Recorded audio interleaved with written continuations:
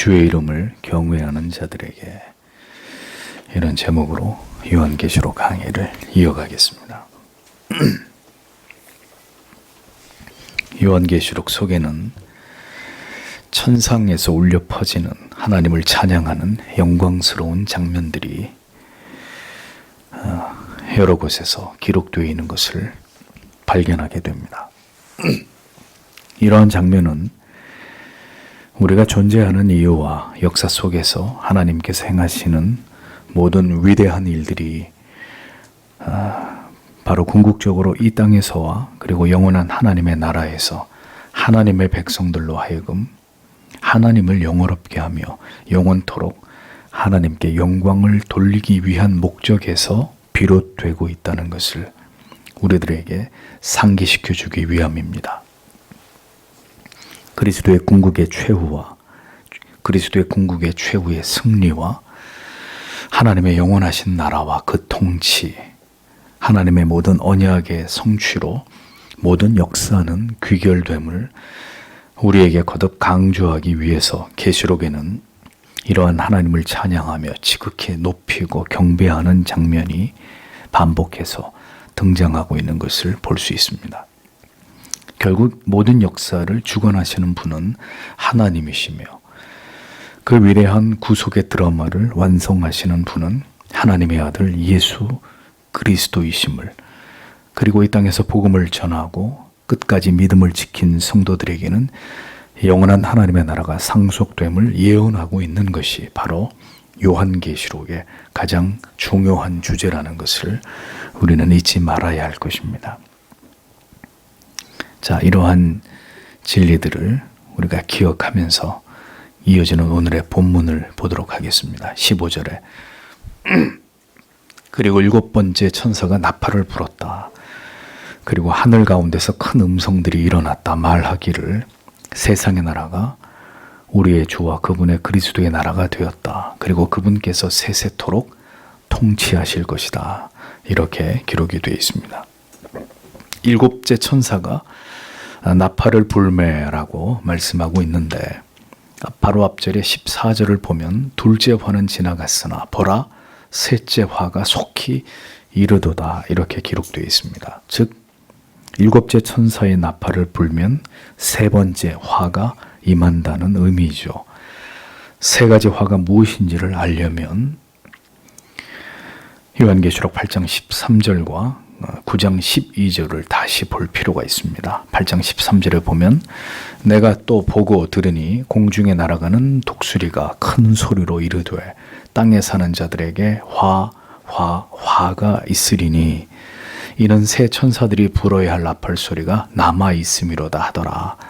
이렇게 말씀하신 이후에 다섯 번째 재앙인 황충재앙이 기록되어 있는 것을 볼 수 있습니다. 그렇기 때문에 첫째 화는 바로 이 황충재앙이다라는 것을 알 수 있죠. 그리고 9장 12절로 가면 첫째 화는 지나갔으나 보라 아직도 이후에 화 둘이 이르리로다 이렇게 말씀하시고 난 다음에 여섯 번째 나팔 재앙이 임하는 것을 볼 수 있습니다. 그리고 그 재앙의 내용은 2억의 수가 동원되는 마병에 의한 큰 전쟁에 대한 내용이죠. 이것이 여섯 번째 나팔 재앙의 내용이고 둘째 화라는 것을 알 수 있습니다. 그리고 나서 이제 보라 셋째 화가 속히 이르리로다 라고 말씀하신 다음에 일곱째 천사가 나팔을 불매 이렇게 기록되어 있는 것을 볼 수 있습니다. 그러니까 셋째 화는 바로 일곱째 나팔 소리가 울려 퍼질 때 일어날 일들이다 라는 것을 알 수 있습니다. 그런데 일곱 번째 나팔이 울리고 천사가 나팔을 불었을 때 제일 먼저 보고 듣게 된 장면은 하늘에서 들린 음성들이었습니다. 그것은 뜻밖의 승리의 선언이었죠. 일곱째 나팔 소리와 함께 세 번째 화에 관한 말씀이 시작될 것이라고 예상할 수 있지만 이어 재앙에 대한 말씀이 아니고 하나님께 대한 천상의 수많은 백성들의 영광스러운 찬송이 흘러나오고 있는 것을 보여줍니다. 나팔 재앙이 끝이 나고 이제 또 다른 환상으로 이어지기 전에 다시 하나님을 향한 천상의 대규모의 영광스럽고 거룩한 찬송이 등장하고 있습니다. 이 하늘에서 들리는 음성들이 복수로 기록되어 있는 것을 볼 때 하늘에 존재하는 하나님의 백성들과 거룩한 피조물들, 하늘의 천사들을 비롯한 모든 구성원들이 이 큰 음성들의 주인공이라는 것을 알 수 있습니다. 천상에 있는 헤아릴 수 없이 큰 규모의 모든 존재들이 또다시 하나님을 찬양하고 있습니다. 하나님의 진노와 심판이 예언되는 가운데서도 성경은 무엇보다 이 되어지는 모든 일들이 갖는 가장 중요하고 영광스러운 의미가 무엇인지를 이렇게 하나님을 향한 천상의 대규모의 찬송으로 그것을 드러내 보이고 있는 것이죠. 일설에 의하면 바로 오늘 읽은 이 구절을 통해서 핸델이 메시아를 작곡을 했다라는 이야기들이 전해집니다. 저는 제가 들어본 음악 중에 가장 아름답고 가장 감동적인 합창을 단 하나만 꼽으라고 한다면 주저하지 않고 핸델의 메시아라고 답할 것입니다. 제가 임종을 앞두고 있을 때 이 음악을 틀어달라고 제가 가족들에게 부탁을 했을 정도입니다. 메시아의 전곡 중에서 다이아몬드처럼 가장 빛나는 한 곡은 바로 44번 할렐루야입니다. 무엇보다 감동적인 것은 음악 자체뿐만 아니라 그 가사의 모든 내용이 오늘 말씀과 정확히 일치하고 있죠. 어린 양 되신 예수 그리스도께서 영원히 왕으로 통치하실 것이다. 왕 중의 왕으로, 만주의 주로 그분이 세상을 통치하실 것이다. 이런 성경적인 가사를 담고 있기에 그 감동이 배가 되는 것 같습니다. 그 큰 음성들의 소리의 내용은 세상의 나라가 마침내 우리 주와 그리스도의 나라가 되었다는 선포였습니다. 교회는 역사 속에서 시대마다 세상으로부터 박해와 핍박을 받아 그 생명이 끊어지는 듯 했어도 결국 부활의 생명을 통해서 주님이 오실 때까지, 하나님의 나라가 도래할 때까지 계속 그 사명을 이어가고 있습니다. 그리고 궁극적으로 패배와 결국 심판의 멸망으로 소멸되는 대상은 교회와 성도들이 아니라 그토록 교회와 성도를 핍박하던 세상과 세상의 악인들이다라는 점을 계시록은 분명하게 밝히고 있습니다. 이러한 역사가 반복적으로 일어나며 흘러가던 어느 날 이제 드디어 그리스도께서 다시 오실 때에는 이제 이 땅에 영원한 하나님의 나라가 그리스도께서 통치하시는 그분의 왕국이 세워지게 되는 날이 반드시 도래하게 된다는 것을 성경은 선포하고 있습니다. 하나님을 대적하던 세상의 악한 나라가 이제 그리스도의 대속과 최후의 승리를 통해서 결국 세세토록 주께서 다스리시는 그 위대한 하나님의 나라로 변화되는, 즉 새 하늘과 새 땅이 세워지게 되는 감격적이고 영광스러운 역사가 일어나게 된다고 성경은 말씀하고 있는 것입니다. 마침내 하나님의 모든 택하신 백성들은 영원토록 하나님의 통치 속에서 영생을 누리게 되는 영광을 얻게 된다는 이 선명한 진리가 성경에는 이토록 선명하게 기록되어 있는 것입니다. 그러므로 성도 여러분, 결코 눈에 보이는 이 세상이 전부가 아니라는 것을 잊어버리지 마십시오. 보이는 세상 너머, 그 보이는 세상이 끝이 나게 될 때 비로소 비교할 수 없이 영광스럽고 아름다운 하나님의 나라에서 우리는 영원토록 하나님을 경배하며 주와 함께 모든 영광을 누리게 될 자들이 바로 우리들이다 라는 사실을 기억해야 합니다. 그것이 기독교가 말하는 진리의 끝이란 말이죠. 영원한 우리의 왕은 오직 성삼위 하나님뿐이십니다. 모든 것들이 다 소멸되고 사라질 때 영원히 빛나는 곳에서 하나님의 백성들을 통치하시며 그들과 더불어 세세 무궁토록 모든 영광을 받으실 분은 하나님 한 분뿐이십니다. 그 하나님을 아바 아버지라 부르며 섬기는 우리 또한 하나님과 함께 주와 함께 영원토록 천국에서 왕노릇하게 될 자들이라는 것이죠. 천국은 하나님께서 그리고 그의 어린 양이신 우리의 구주 예수 그리스도께서 영원히 우리의 왕이라고 고백하며 그것을 굳게 믿고 인정하는 자들이 들어가는 곳입니다. 입술의 고백뿐만이 아니라 이 땅에서의 모든 삶의 내용과 그 방향이 그 왕의 영광스러운 통치에 순종하면서 그분을 왕으로 인정하고 그의 합당한 복종과 영광을 돌린 자들에게 허락되는 것이라는 것을 우리는 잊지 않아야 합니다. 성도는 바로 이 진리를 굳게 붙들어야 합니다. 이 소망에 대한 확신을 가지고 있어야 합니다. 신자는 잠시 머무는 이 세상이 아니라 영원한 나라를 바라보며 살아가는 자들입니다. 인생은 곧 끝이 나고 모든 것들이 소멸될 날들은 기어이 임할 것입니다. 그러므로 세상에서 잠시 누리는 낙을 위해서 영원한 생명을 포기하는 것은 가장 어리석은 일이라는 것을 우리는 알아야 할 것입니다.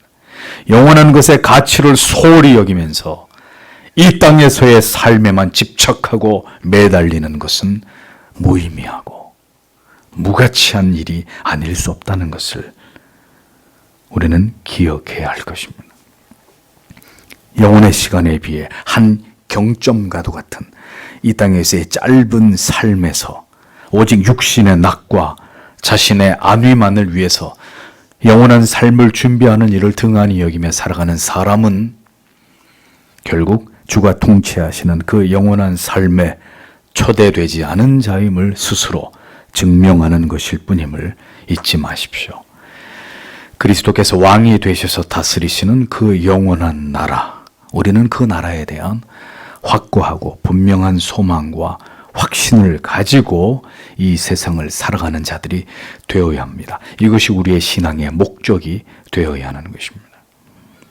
우리에게 그러한 분명한 소망과 확신이 있다면 이 악한 세상이 보여주는 모든 불의와 죄악과 혼란과 타락의 모습들에 대해서도 우리는 초연할 수 있습니다.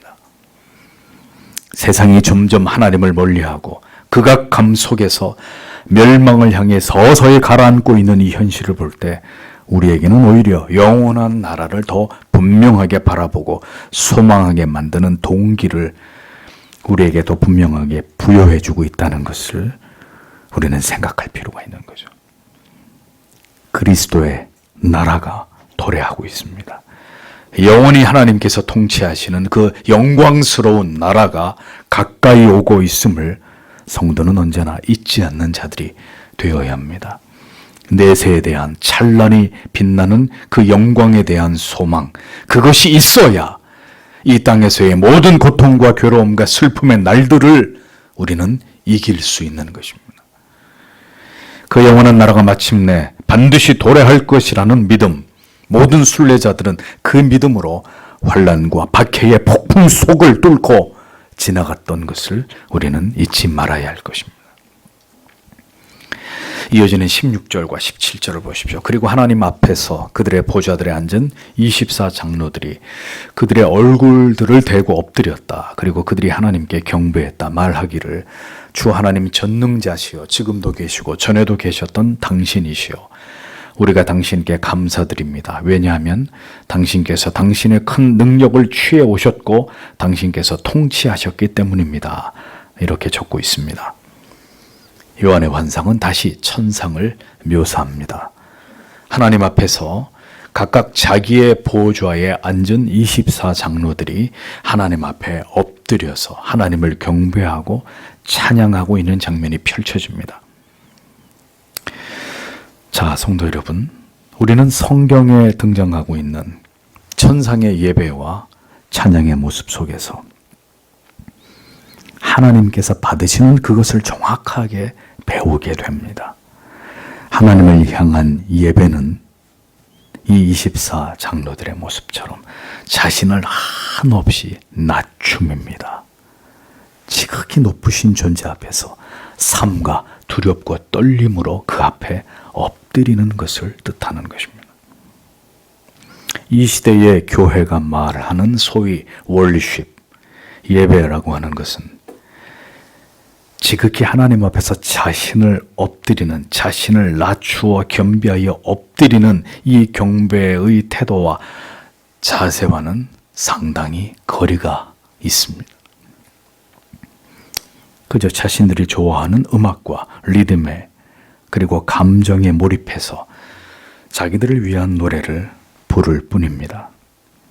드럼을 치고 일렉트릭 기타를 연주하면서 찬양팀이 동원이 되고 심지어 요란한 몸 동작까지 귀 고막이 찢어질 것 같은 볼륨으로 그것이 하나님께 드리는 찬양이라고 월십이라고 스스로 그렇게들 여기면서 하나님을 경배하고 있습니다.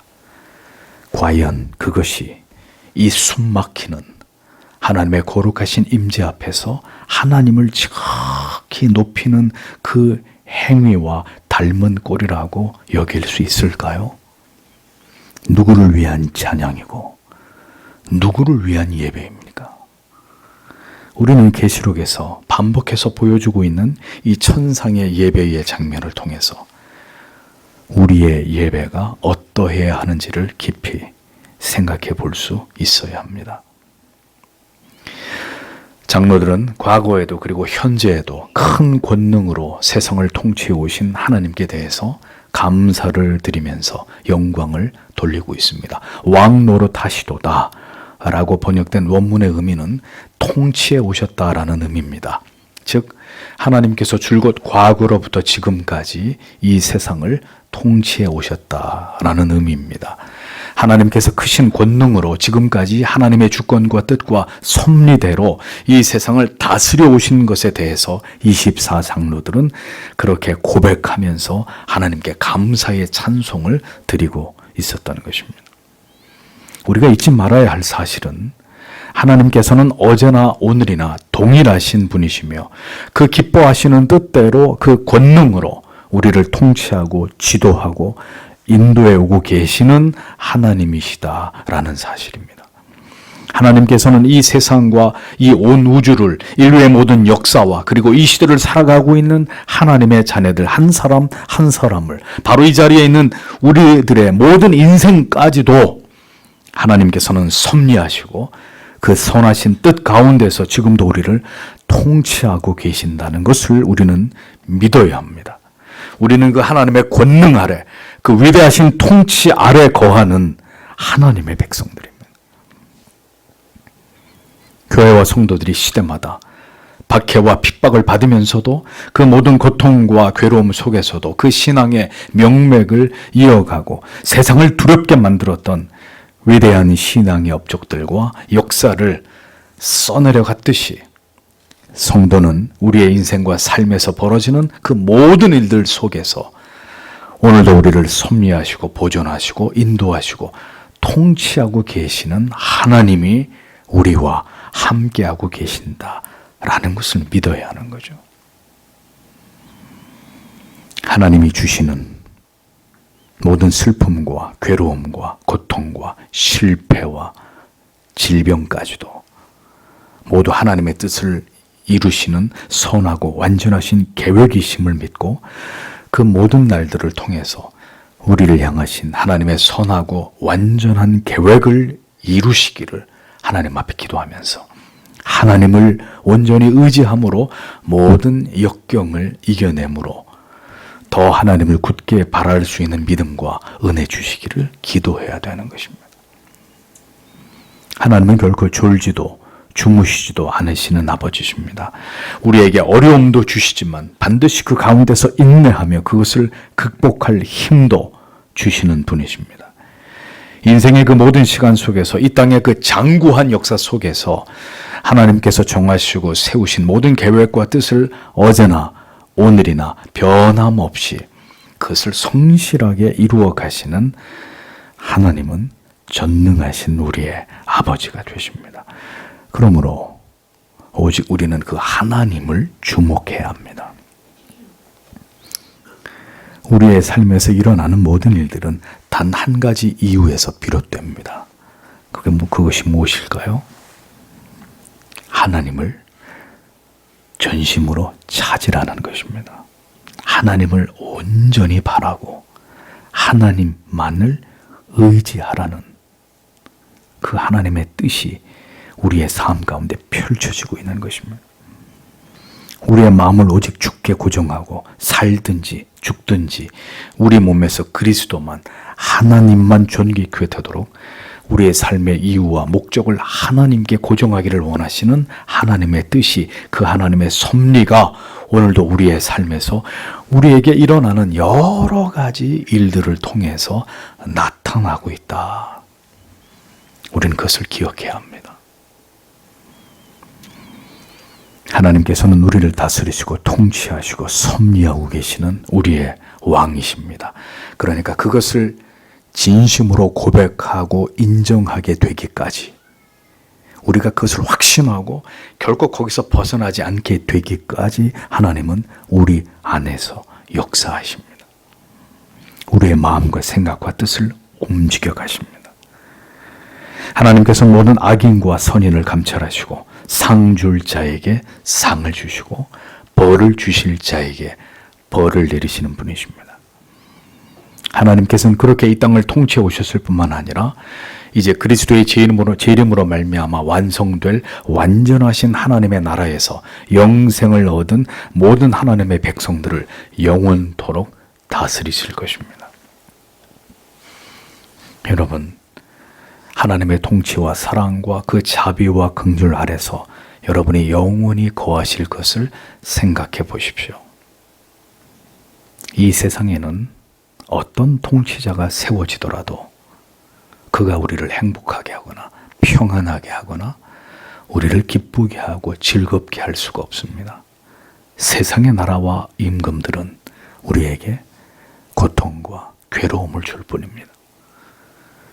영원한 우리의 통치자 되신 오직 예수 그리스도만이 우리에게 진정한 마음의 궁극의 평강과 기쁨과 소망을 얻게 하시는 분이십니다. 이 진리를 깨달을 때까지 우리는 세상의 왕과 통치자들에게 고통을 당하고 괴로움을 겪는 일들이 그치지 않을 것입니다. 모든 이 땅에 살았던 경건한 하나님의 사람들이 마음에 바라고 소망했던 바는 속히 하나님의 나라가 임하고 그 영원한 통치 안으로 들어가는 것이었습니다. 그 완전하신 하나님의 나라의 백성들로 영원히 거하는 것이 모든 하나님의 사람들의 소망이었습니다. 속히 하나님이 우리를 불러주시기를 그들은 모두 한결같이 소원했습니다. 시편 84편 10절에는 주의 궁정에서 한 날이 다른 곳에서 천날보다 나은즉 악인의 장막에 거함보다 내 하나님 문지기로 있는 것이 좋사오니 라고 기록하고 있습니다. 하나님께서는 이 땅과 온 우주가 생겨나게 된 이후로 지금까지 세상을 통치하고 계시는 분이십니다.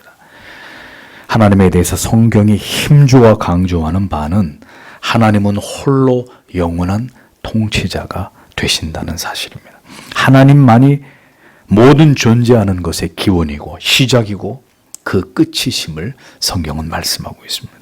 하나님만이 역사의 주인이시며 주권자이시며 온 세상이 모두 그분의 것임을 성경은 강조하고 있습니다. 로마서 11장 36절은 이는 만물이 주에게서 나오고 주로 말미암고 주에게로 돌아갑니다. 영광이 그에게 세세에 있으리로다. 아멘이라고 기록하고 있습니다. 성경의 모든 말씀은 오직 하나님만이 존재하는 모든 것의 주인이시고 그것들을 통치하시는 유일하신 분이심을 드러내고 있습니다. 결국은 하나님의 모든 계획과 뜻이 태초에서부터 새말까지 완전하게 이루어진다는 사실을 진리는 성경을 대하는 모든 시대의 성도들에게 말씀하고 있습니다. 역사의 주인공은 너희 인간들이 아니라는 겁니다. 역사는 하나님께서 그 위대하신 뜻을 인간들의 세상 속에서 어떻게 이루어 나아가는지를 보여주시는 그 기록일 뿐입니다. 결국 하나님 자신의 이야기를 하나님께서는 인간들에게 들려주시면서 인생들로 하여금 하나님께서 어떤 분이시고 그분께서 이 세상을 만드시고 우리를 지으신 그 이유를 이렇게 분명하게 설명해 나아가고 있는 것입니다. 성경이 무엇을 말씀하고 있으며 우리가 어떤 진리를 의심 없이 믿기를 원하는지를 우리는 올바로 그것을 알아야 합니다. 하나님께서 기록되어진 성경을 통해서 하나님 자신에 대해서 무엇을 말씀하셨고 우리가 어떤 진리를 굳게 믿고 지키고 살아갈 것을 말씀하셨는지를 정확하게 아는 것은 하나님을 신앙함에 있어서 가장 중요한 부분이 아닐 수 없습니다. 하나님과 하나님의 뜻을 오해하고 진리의 본질과 핵심을 놓치게 되면 신앙은 표류하게 되고 방황할 수밖에 없게 되는 것입니다.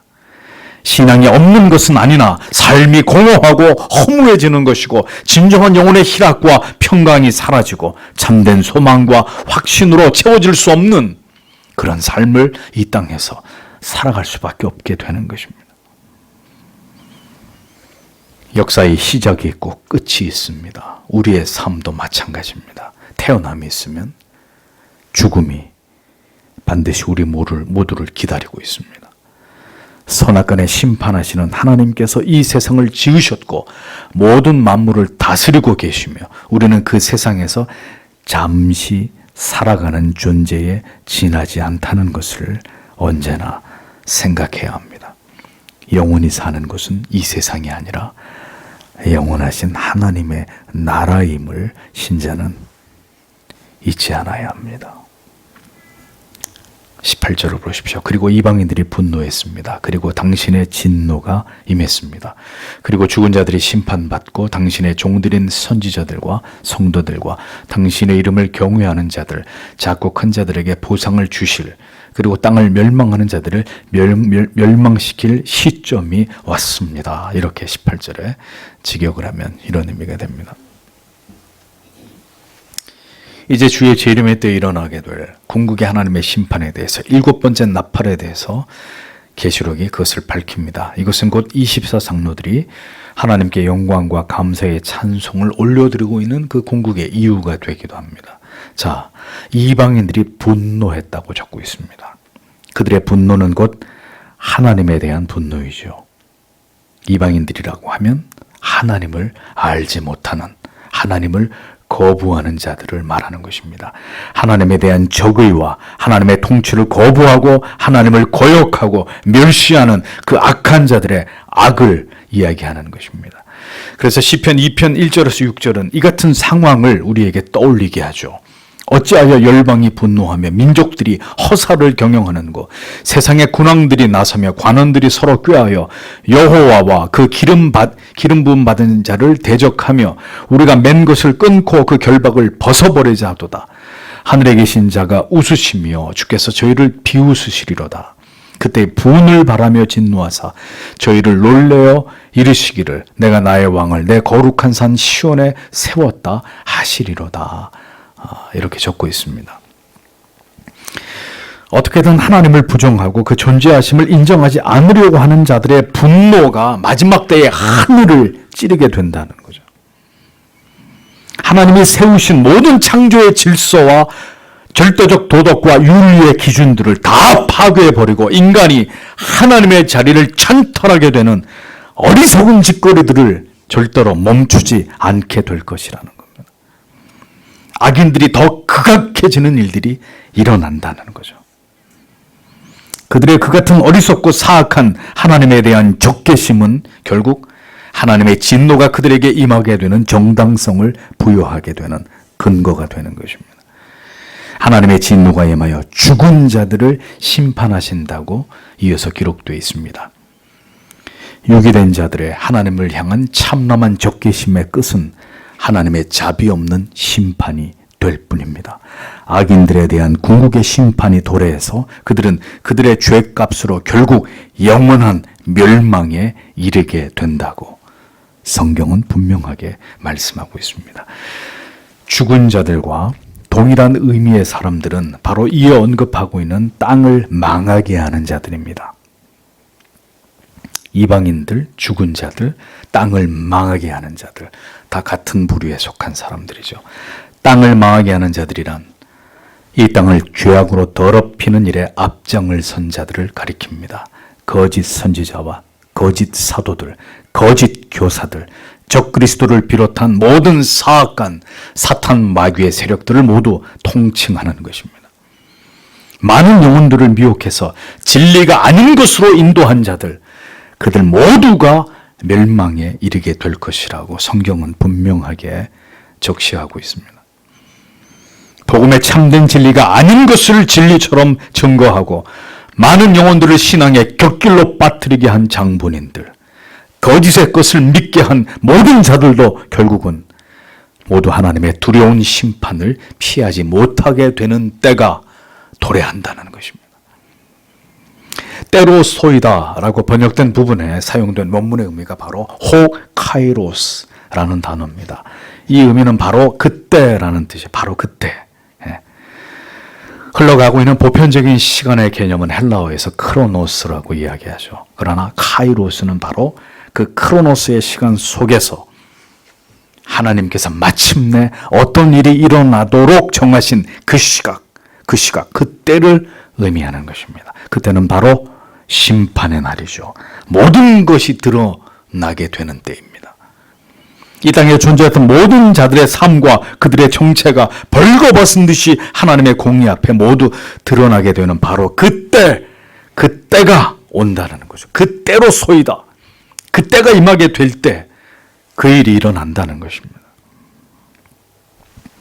성도 여러분, 기억하십시오. 모든 자들에게 바로 그때가 도래할 것입니다. 피할 수 없는 그날이 여러분에게도 바로 당신에게도 반드시 임하게 될 것입니다. 아무도 그날을 피할 수 없습니다. 마침내 이와 같은 하나님의 공의로운 심판이 이루어질 때 이렇게 이 땅에서 하나님을 멸시하고 대적하고 거부한 모든 자들은 남김없이 지옥불에 던져지게 되고 반대로 종 선지자들과 성도들과 물론대소하고 주의 이름을 경외하는 자들에게는 상이 주어지게 된다고 성경은 엄중하게 말씀하고 있습니다. 여러분, 이 말이 가볍게 지나칠 수 있는 농담처럼 들리십니까? 영원한 심판과 멸망에 처할 자들이 있고 그리고 복음을 위해서 하나님의 이름을 위해서 충성된 모든 자들에게는 그에 합당한 영원한 상이 있다. 이것은 성경이 기록하고 있는 진리입니다. 7번째 나팔 재앙은 바로 이 악인들에 대한 궁극의 준엄한 심판입니다. 악인들에게 주어지는 심판. 그리고 동시에 상을 받게 될 자들이 있다는 말씀이 성경 속에 정확히 나타나고 있습니다. 상을 받을 자들은 그럼 누구일까요? 선지자들입니다. 또 주를 위해 순교한 자들을 비롯해서 모든 시대 속에서 굳게 믿음을 지킨 성도들 그리고 모든 주의 이름을 경외한 자들이다라고 기록하고 있습니다. 이 의미들의 차이는 명확하지 않습니다. 다만 모든 시대 속에서 하나님의 영광을 위해서 복음과 진리를 지키는 일을 위해서 혼신의 힘을 다한 모든 성도들이 바로 이 영원한 상을 받을 자들이라고 성경은 분명하게 명시하고 있을 뿐입니다. 물론대소하고 주의 이름을 경외하는 자들에게 상이 있다. 그러므로 모든 성도는 주의 이름을 그 영광스러운 이름의 영광을 위해서 살아가는 자들이어야 함을 우리는 잊지 말아야 합니다.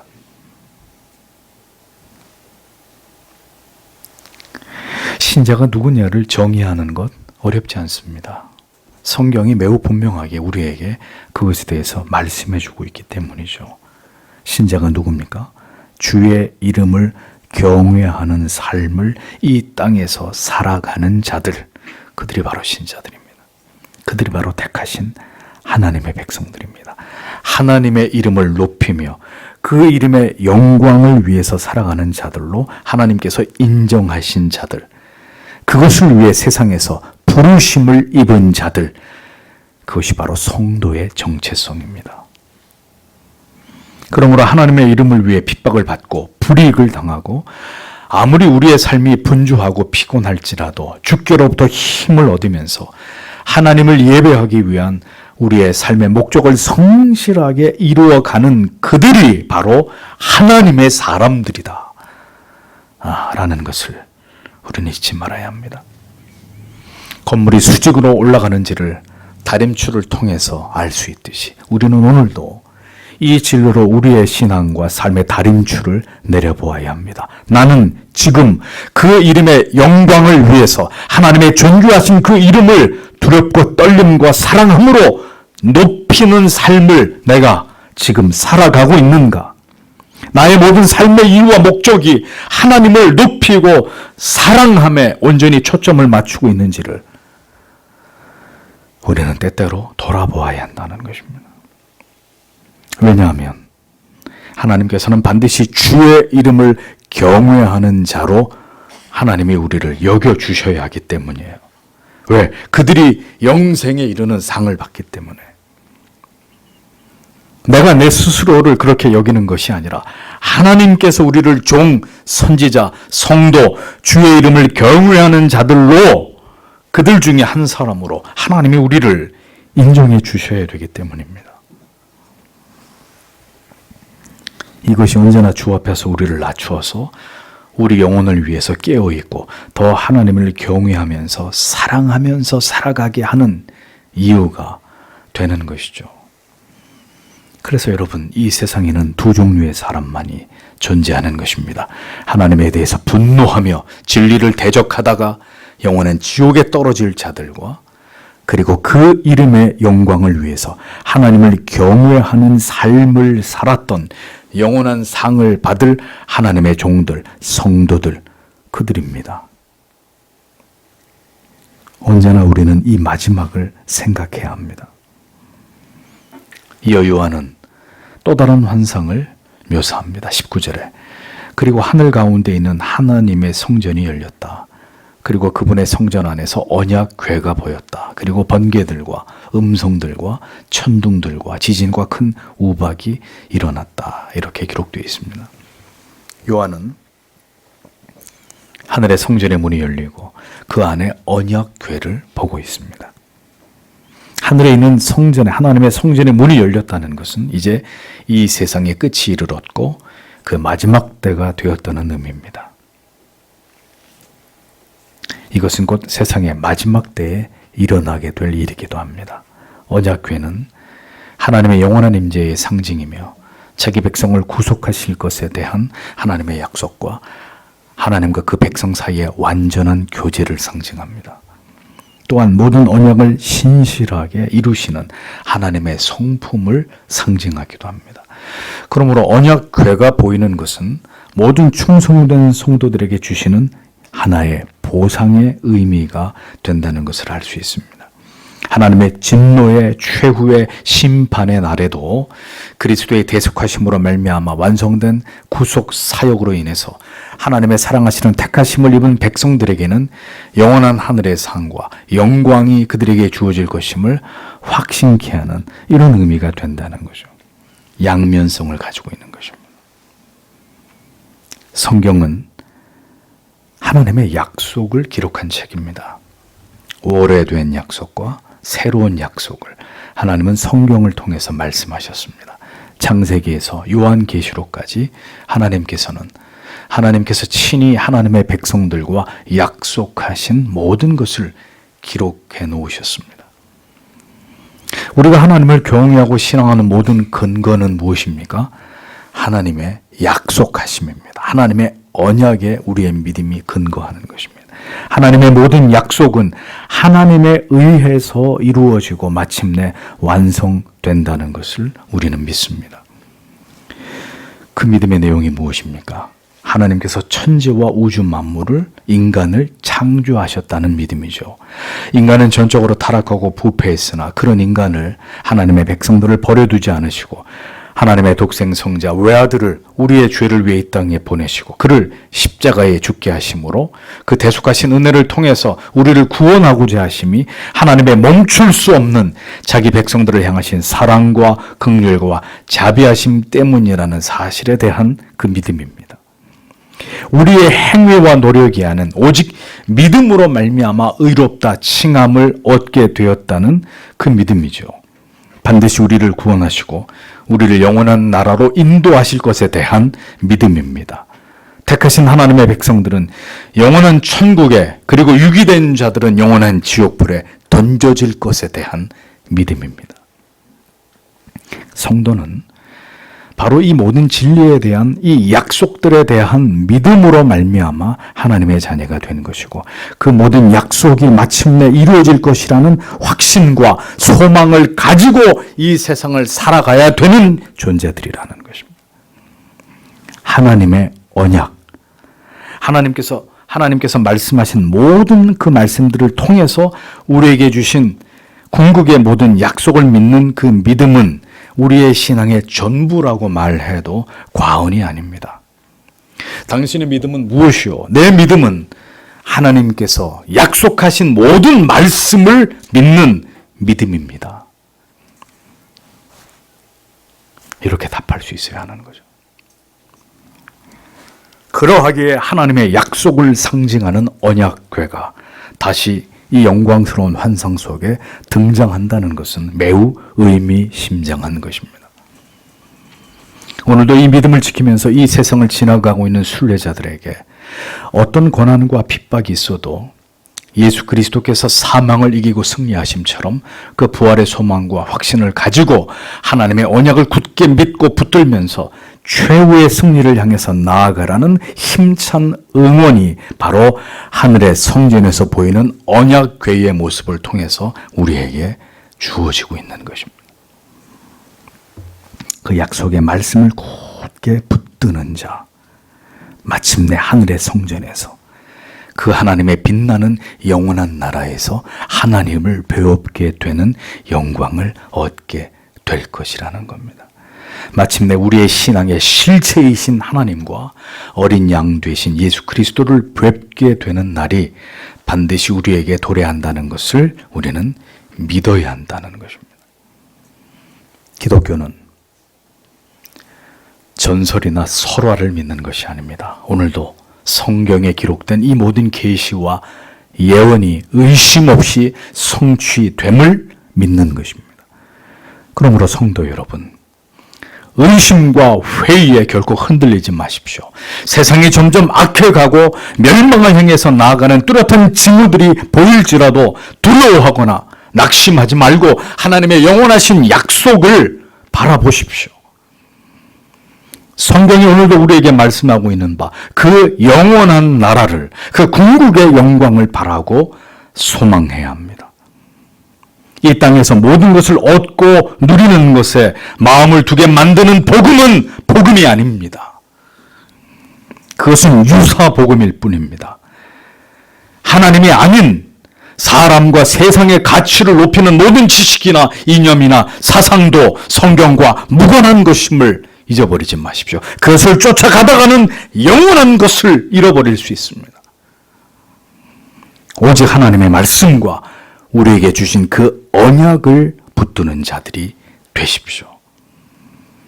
오늘도 하나님께서는 말씀을 통해서 그 변치 않는 우리에게 주신 약속을 통해서 우리를 안전하게 견인해 가시고 우리를 인도해 가신다는 것을 기억해야 합니다. 성전에서 보이는 언약궤가 하나님의 백성들에게는 이러한 놀라운 소망과 위로의 의미를 갖는다면 이 땅에 존재했던 모든 악인들에게는 그럼 무엇을 상징하고 의미하는 것일까요? 그 모든 하나님의 언약을 멸시하고 그것을 어긴 자들은 하나님의 작정 속에서 제외된 자들로 그들에게는 두려운 심판을 의미하는 것이기도 합니다. 그 증거로 언약궤와 함께 번개, 음성, 뇌성, 지진, 큰 우박이 그곳에 있음을 보여줍니다. 이는 하나님의 두려운 현현을 상징하고 하나님의 언약 밖에 있는 자들에 대한 지엄하고 두려운 심판과 멸망이 예고되고 있다는 것을 상징하는 것입니다. 누구에게는 재앙이 되는 날이 누구에게는 그토록 기다리던 가장 영광스러운 날이 될 것입니다. 여러분은 이 진리를 굳게 믿고 계십니까? 성도는 이 땅에서 왜 항상 손해를 보아야 합니까? 왜 언제나 희생해야 하고 세상 사람들이 다 누리는 것을 우리는 왜 때때로 절제하고 포기해야 됩니까? 왜 신앙 때문에, 주님의 몸 되신 교회 때문에, 그리고 하나님을 예배하는 일 때문에, 지체들을 내 몸처럼 사랑해야 되는 일 때문에, 서로 용서해야 되는 일 때문에 언제나 속을 태우고 염려하고 마음이 눌리고 가슴앓이를 해야 되는 것입니까? 그것은 이 모든 일들이 이 하나님을 신앙하는 우리들의 모습이 결코 헛되지 않기 때문입니다. 고린도전서 15장 58절에 그러므로 내 사랑하는 형제들아 견고하며 흔들리지 말며 항상 주의 일에 더욱 힘쓰는 자들이 되라. 이는 너희 수고가 주 안에서 헛되지 않은 줄을 알미니라 라고 말씀하고 있습니다. 모두에게 해당되는 말씀이 아닙니다. 주 안에서 수고하는 자들, 주님 때문에, 복음 때문에, 주님의 몸이신 교회 때문에 수고하는 자들, 그 수고가 헛되지 않는다고 말씀하고 있습니다. 오늘도 좁은 길로 걸어가고 있는 그리스도의 지체된 성도 여러분, 상 주시는 날이 다가오고 있습니다. 바울은 디모데에게 유언과 같은 말을 남겼습니다. 내가 선한 싸움을 싸우고 나의 달려갈 길을 마치고 믿음을 지켰으니 이제 후로는 나를 위하여 의의 면류관이 예비되었으므로 주 곧 의로우신 재판장이 그날에 내게 주실 것이니 내게만 아니라 주의 나타나심을 사모하는 모든 자에게니라 라고 기록하고 있습니다. 눈물을 삼키면서 극복해야 될 문제가 여러분들에게 있습니까? 상처가 있나요? 아픔과 괴로움이 있으십니까? 예수를 믿는 길이, 예수를 믿으며 인생을 살아가는 길이 너무나 힘겹고 지치고 고독하고 어렵다고 느껴지십니까? 성도 여러분,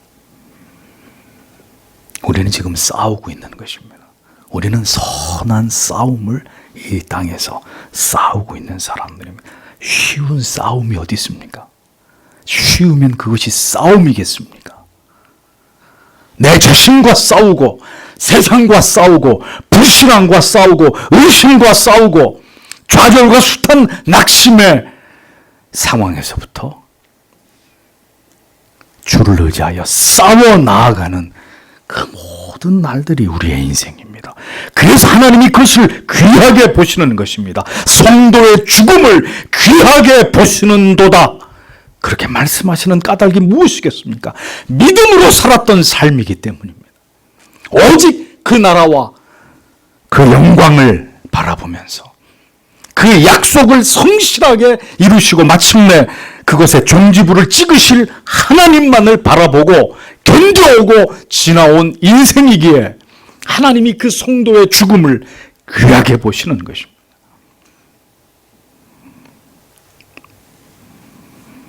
조금만 더 인내하십시오.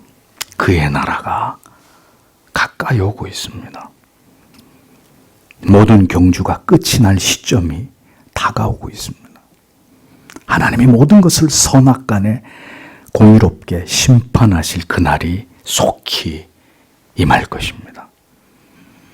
하늘의 성전이 열리고 언약궤를 보게 될 날이 마침내 도래할 것입니다. 우리는 그날이 반드시 이를 것임을 믿는 자들입니다. 저 밖에 있는 사람들은 그런 날은 절대로 오지 않음을 믿는 자들입니다. 세상을 바라보지 마십시오. 사람들을 의지하지 마십시오. 우리의 마음속에 지워지지 않는 영원한 하나님의 나라에 대한 소망이 오늘도 우리 안에 충만하게 되기를 사모하십시오. 오늘도 이 소망을 마음에 품고 모든 언약을 성실하게 이루어 가시는 우리의 신실하신 하나님을 경외하고 사랑함으로 우리에게 주어진 남은 날들을 믿음으로 살아가는, 믿음으로 그 날들을 감당하는 모든 하나님의 자녀들이 되시기를 바랍니다. 주의 은총과 신령한 축복이 주의 이름을 경외하는 모든 자들에게 오늘도 함께 하시리라 믿습니다. 기도하겠습니다.